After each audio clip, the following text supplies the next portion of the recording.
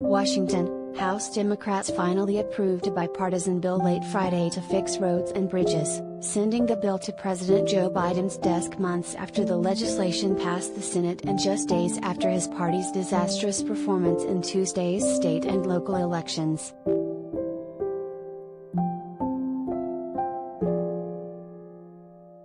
But instead of passing the Build Back Better Act at the same time, a key demand of progressive lawmakers, the House instead moved to set up a later vote on the broader social spending bill.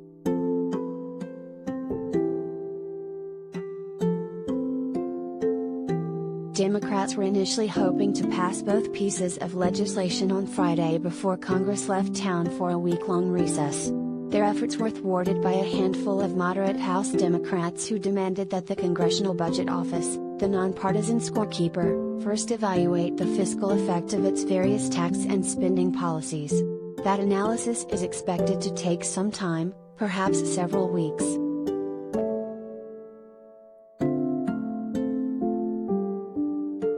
The protracted standoff ate up hours of floor time amid grueling negotiations marked with dramatic twists and turns, one lawmaker best described as a clusterfuck. But the impasse was resolved after House moderates issued a statement committing to support the Build Back Better bill if the CBO completes its analysis by November 15 to show that it will be fully paid for, as the White House has promised.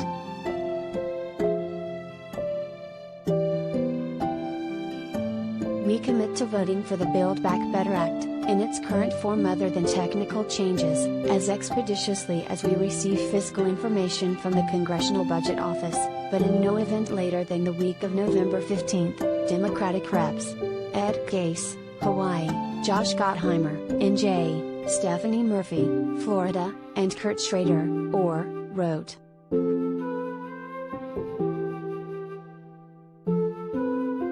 By accepting the pledge, progressives are essentially taking a big leap of faith, placing trust in their moderate colleagues to follow through and support the second half of Biden's agenda at some point in the coming weeks. The CBO could, in the end, find the bill actually increases the deficit, giving moderates more reason to balk. The CBO score may also not be complete by November 15.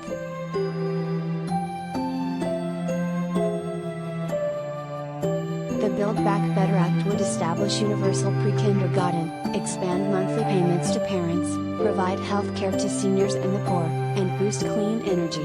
Its cost of roughly $1.9 trillion over 10 years would be financed via a mix of taxes on the wealthy and corporations, as well as more stringent tax enforcement and savings from prescription drug reform.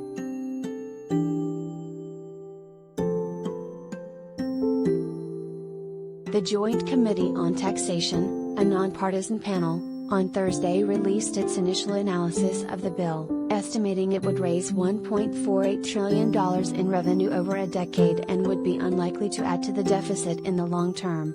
The report was good news for Democrats, even though it did not analyze the effect of expanded Internal Revenue Service enforcement and prescription drug reform, which the White House expects to generate hundreds of billions of dollars more in revenue.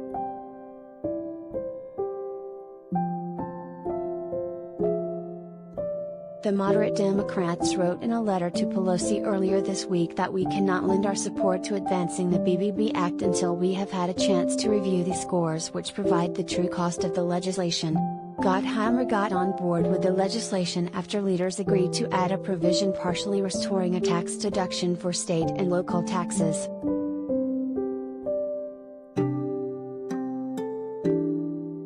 Since Republicans unanimously opposed the bill, House Democrats could only afford to lose 3 votes in order to pass the legislation and send it to the Senate. At least 5 moderate House Democrats are opposed to immediately voting on Build Back Better.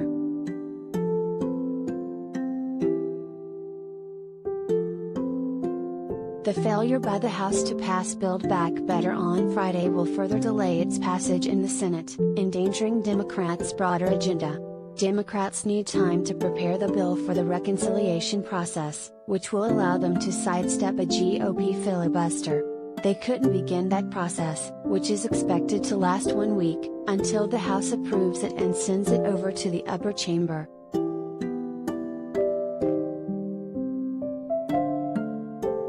With Congress scheduled to leave town for a week for the annual Thanksgiving recess later this month, and a pile of legislative business awaiting lawmakers in early December, including funding the government and having to once again raise the debt limit, time is quickly running out for Democrats to send the legislation to Biden's desk for his signature this year.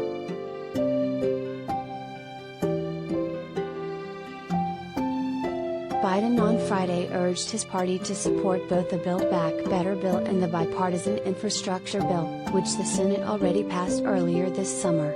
The president, who previously deferred to Pelosi on specific vote timing, said for the first time they should do so immediately.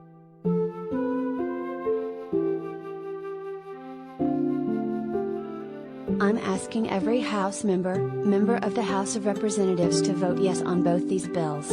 Right now, Biden said after speaking about the economy at the White House. Send the Build Back Better bill to the Senate. Let's build on economic progress, build on what we've already done.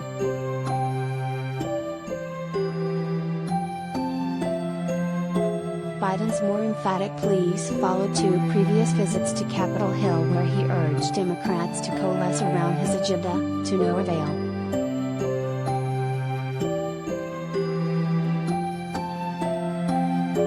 Hours of painstaking cajoling by Pelosi and her leadership team on Friday also failed to convince her caucus to pass Build Back Better.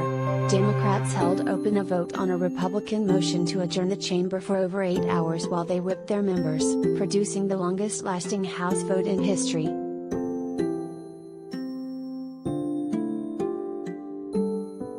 Still, Biden and congressional Democrats followed through on a major campaign promise by pushing through a once-in-a-generation $1.2 trillion infrastructure bill that will overhaul roads, transit, utilities, internet access and more in the name of creating jobs.